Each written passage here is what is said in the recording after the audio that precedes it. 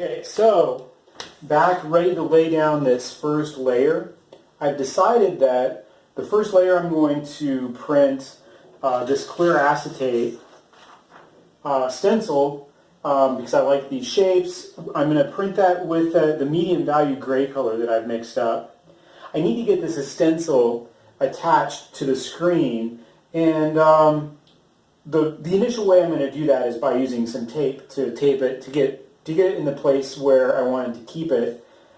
And so I put some tape on the corners and laid it out here where I think it will go. And I'm looking through the screen here and figuring that out. I can move it around if I want, but I got it placed where I want it. So I'm just going to press this in, and now it's stuck. Really, it's going to stick to the screen when I lay my first layer of ink in there, and the ink is just going to sort of temporarily attach it to the screen. So that's the way it's really going to stay. But now I've got it placed, and so I don't have to worry about it moving around. Just as a note, I've decided that I'm going to print at least 5 of these, maybe half of this, 10 of them, as an addition. So they're all going to be registered here in the same way, in the same order that I would do a numbered edition. And the other ones on the mulberry paper, the Unryu, and on the these are going to be a variable edition. I'm just going to move them around to where I think that these plant forms are going to look the best. And as I go through the layers, I'll demonstrate how I am going to make that happen. So let's get around to laying some ink out. First off, on this first one, I am not going to be using my flop. I don't have anything to register, so I'm just going to lay that down here and come back to that for the second and later layers. What I do need right now is a little bit of spray adhesive, just a little bit down here, so that when I put my print paper down, it stays in the place that I put it.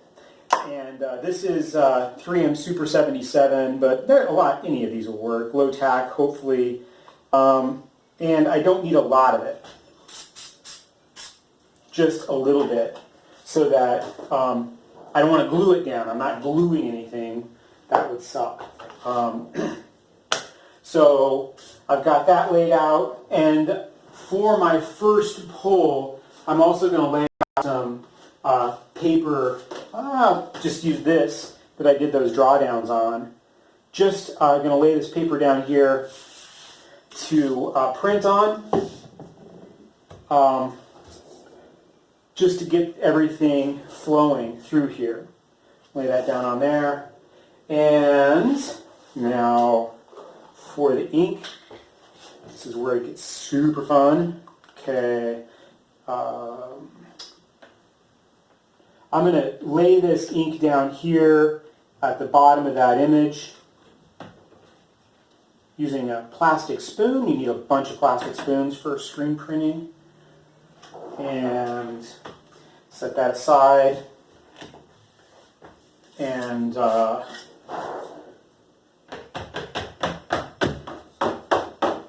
going to flood this now.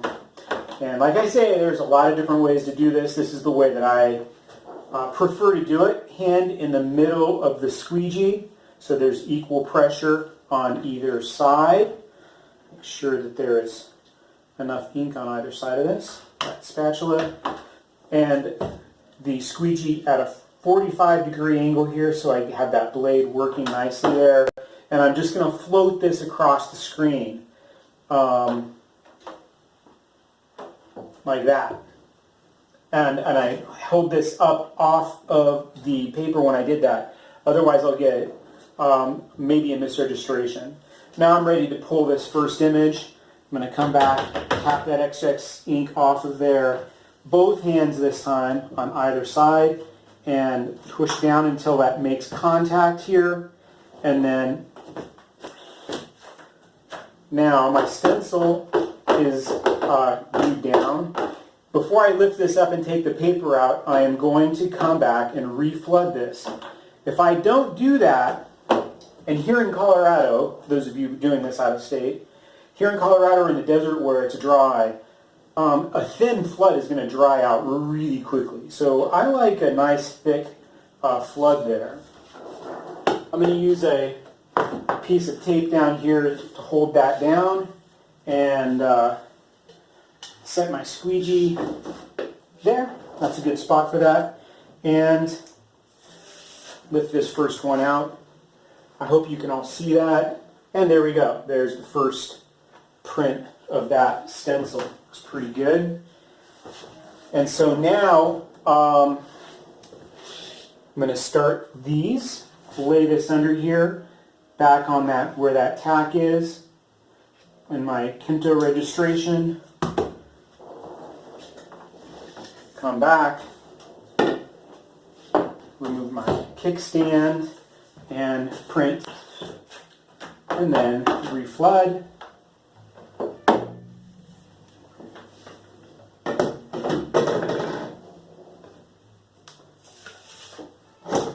Again, here we go. So there's that first layer. That's what that's going to look like.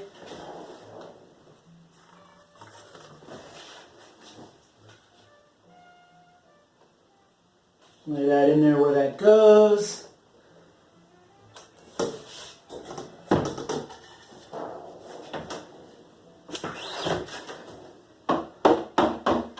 Reflood. You can see a rhythm coming along here.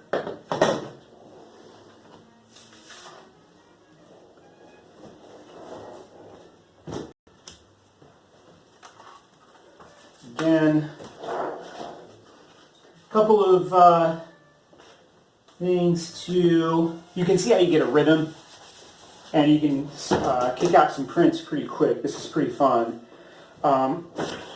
If I do need to stop for a few minutes and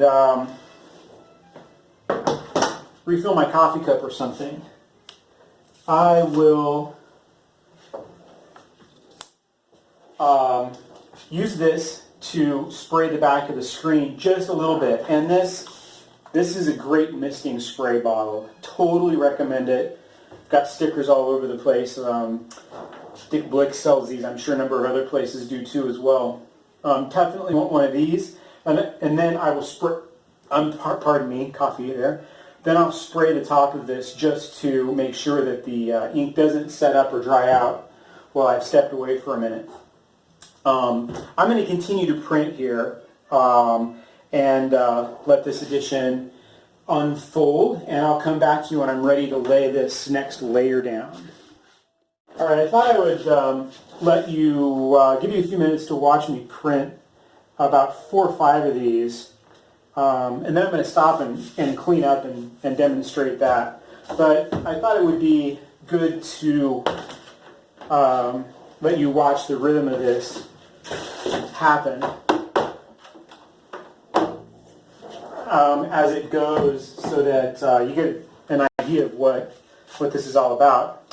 And also I wanted to show you, this is where these transparent layers become really quite beautiful. You get to see what's underneath there. And one of the things I like about printing on dyed or already surfaced marbled paper, stuff like that, is the interactions are quite lovely and unexpected.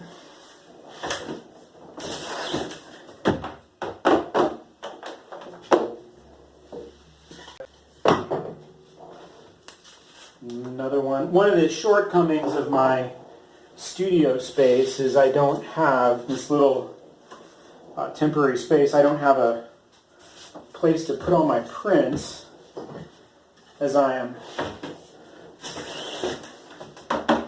printing them, so they're laying around all over the place. I had to lock my dog out so that he didn't lay on them. Poor guy. Let's see, how do I want that? Maybe like this.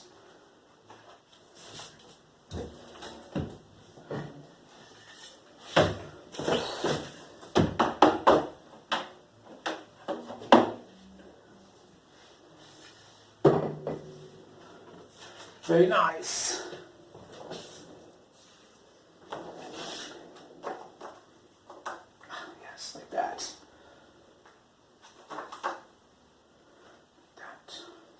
I don't know.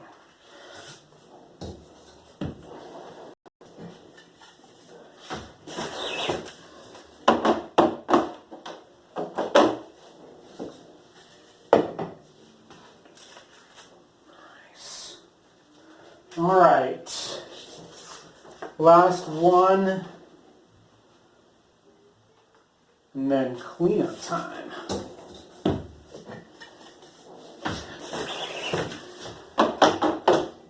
Since that's my last print, I'm not going to reflood it. I'm going to take my little rubber spatula, pull all that ink off my squeegee so I can clean it up really well. Treat your squeegees really nicely. Always want to have them straight. You don't want to store them where that's going to get a crease on it, and you always want to clean them. You cannot let ink dry into them at all. Bad, bad news. So, for a print this small and for what I'm up to here, I'm not going to need to take this screen out of the press. If I clean it up really well, I can just clean it up right here with a sponge. Something that I learned from Matthew Hobson Walker, the extraordinary screen printer, and all credit to him. But I do need to be really thorough about it, so I'll clean up all of that ink out of there that I can, and then just come after it with a sponge. This is one of the reasons why I like to tape over the top here,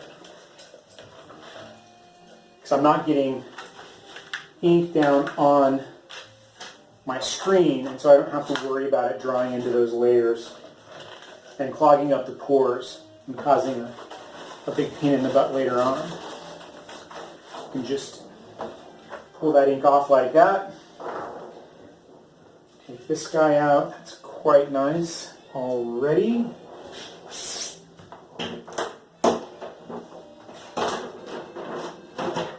Take my stencil off. It's one of the reasons why acetate stencils are nice, is because I can come back and reuse this stencil later on after I clean it up. And I will spend some time with that in a minute. I won't bore you with that. But I do need to be sure that my screen is clean, clean, clean. So I'm going to come after it on the top and the bottom. Alright, so back at it for layer 2.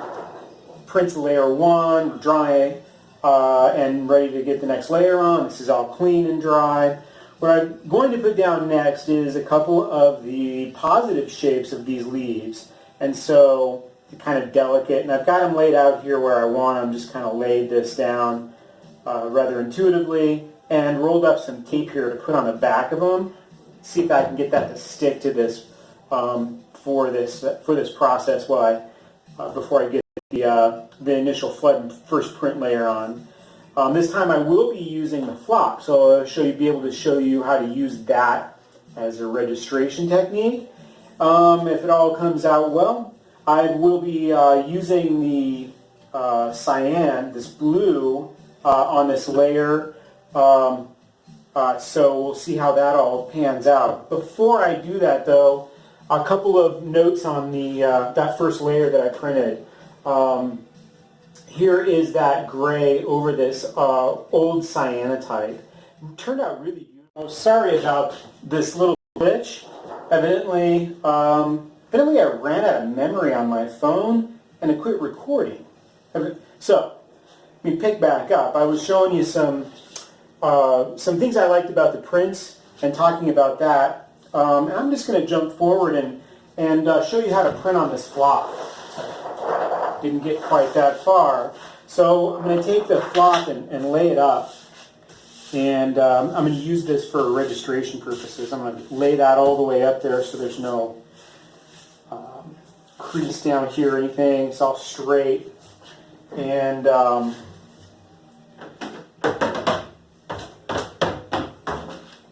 be begin to print. So got the blue ink laid out here just like before, and print and flood. And here's what this looks like printed. Oh no, those nose. In my attempts to fix everything, this is... There we go, now it's back where it should be. That should work. Alright. Anyway, so I've got this print. Let me see how that looks. Yeah, you can see that. Good, good, good. Alright, we're back cooking with fire here. So what I'm going to use that for is to figure out how these two layers are going to interact. And if I need to change my registration at all, or the orientation of my pages, I can do that. So I can see how this is going to look together.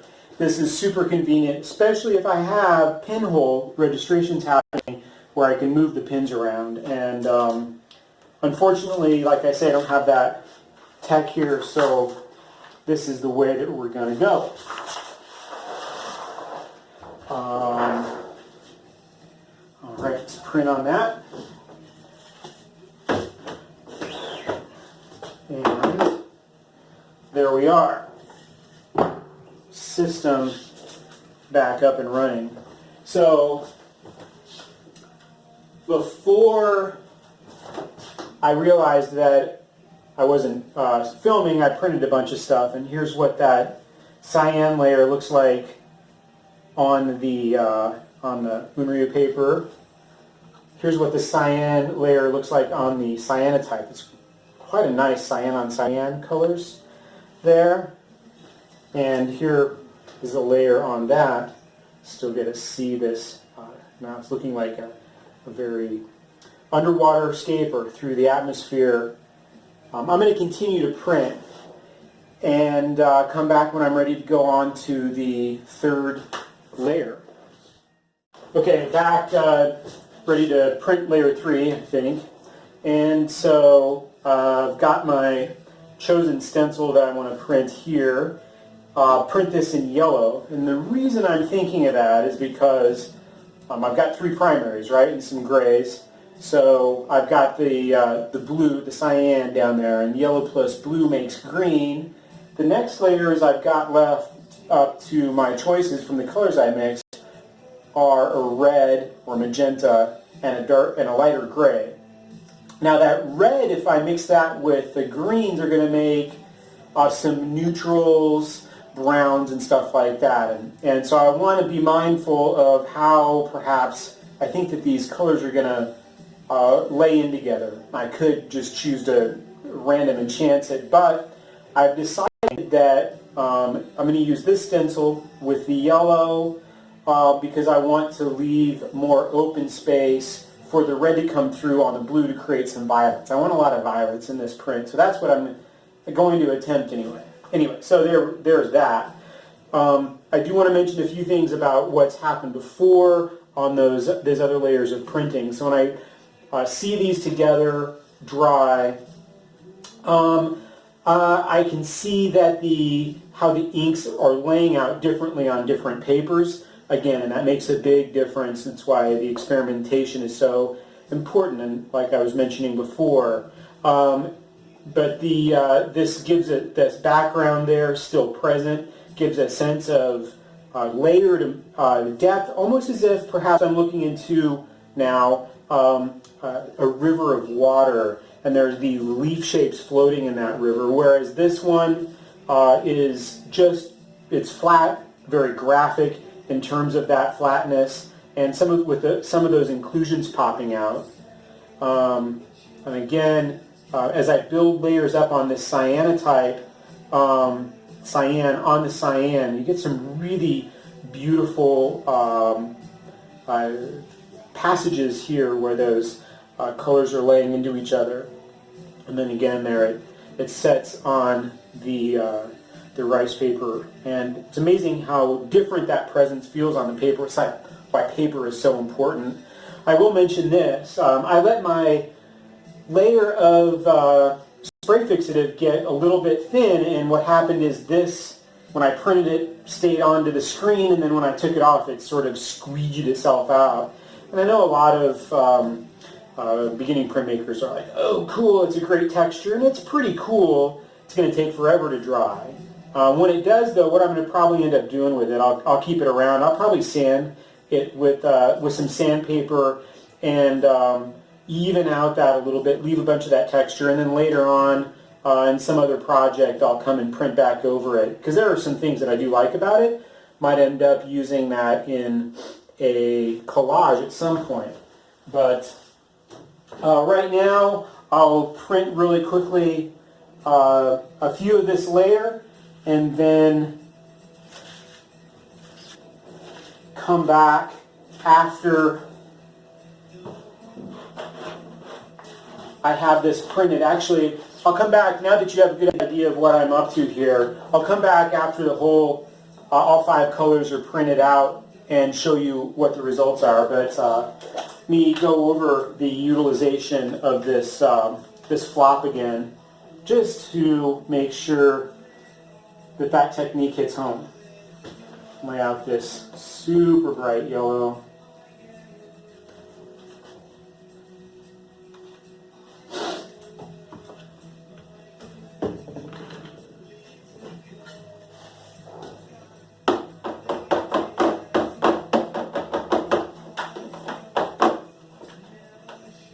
Flood.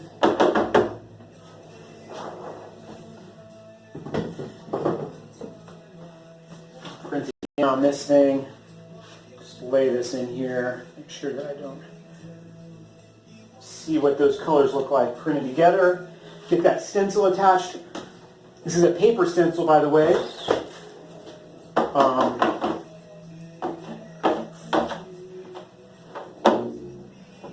There we go. See, there's that green interaction, the way the yellow sits on the white, and the way the yellow sits on that gray.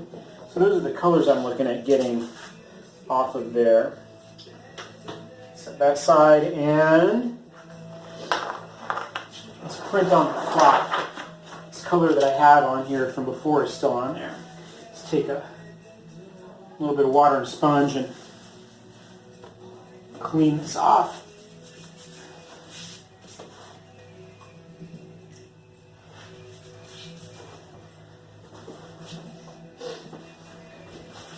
Get it nice and dry.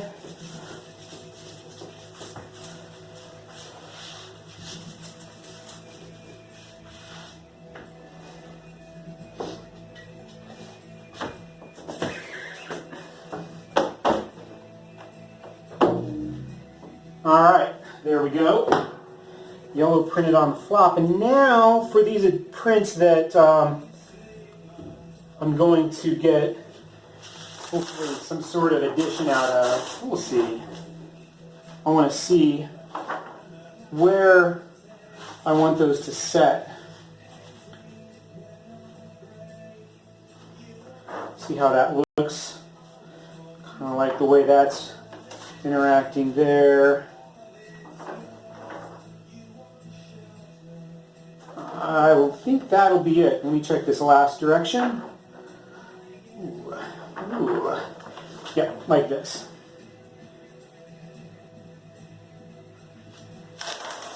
All right.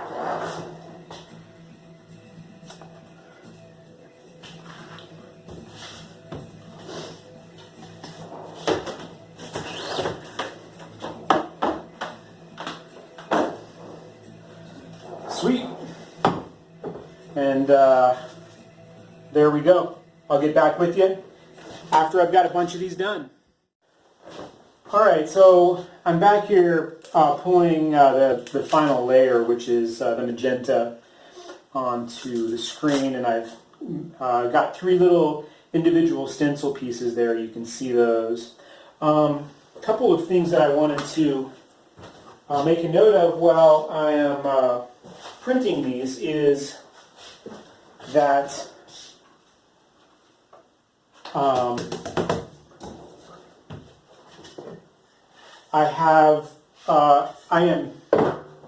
me back up here. I'm doing a very subtle fade roll, a fade pull or rainbow in here, gradient, let's call it. That's the right word. And this is all magenta, but this center magenta is got about twice as much transparent base in it.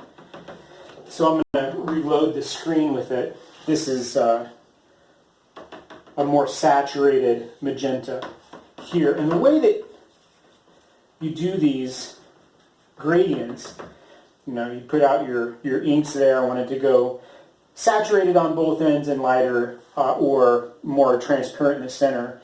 Then mix it up a little bit in the middle there, and then take the squeegee, mix it a little bit together, and then when you pull, it will slowly begin to mix together, so you get a nice gradient there. Sometimes you have to pull some proofs. For what I'm doing, I'm going to double pull this. And another thing I wanted to show you, sometimes if you don't get enough ink on there, what you want, sometimes you have to double pull like that. Now this is pretty subtle, but there is a gradient of more saturated on each one of these ends and less in the middle, which offers a little bit of movement there. And so, let's see what's happening in there. All of these layers sitting together. It's a pretty interesting little image. In any case, when I get done here in a few minutes, I'm going to clean up really, really, really, really well. In my home studio here, I need to not only clean my stuff up in here, clean the screen by taking it out of this. Since I'm done, I'm going to take it off the press, out of the brackets there. I'm going to take it in the bathroom, into the bathtub, and give it a good scrubbing with some degreaser and some cleanser. The Bonami, or the Bonami Works, the barkeeper's friend, just to degrease everything, give it a good scrub down so that the next time I come back, the screen's nice and clean.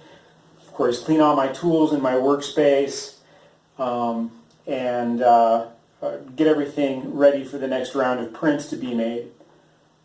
In addition to that, I need to be a good citizen of my household so that my wife and daughter don't kill me. I need to clean up after myself, cleaning up after myself. So don't leave a big mess in your home studio, in your bathroom, or wherever you're cleaning stuff out. You want all of your family and friends, or whoever you're living with, to love you and respect your space as an artist. In order to do that, we have to keep ourselves relatively organized and clean for them too. So after I get all of this done, I'll come back one more time and show you some of these finished prints when they're dry.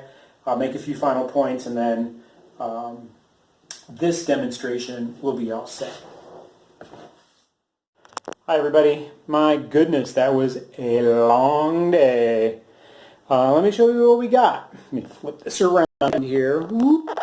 All right, so here are all of these prints.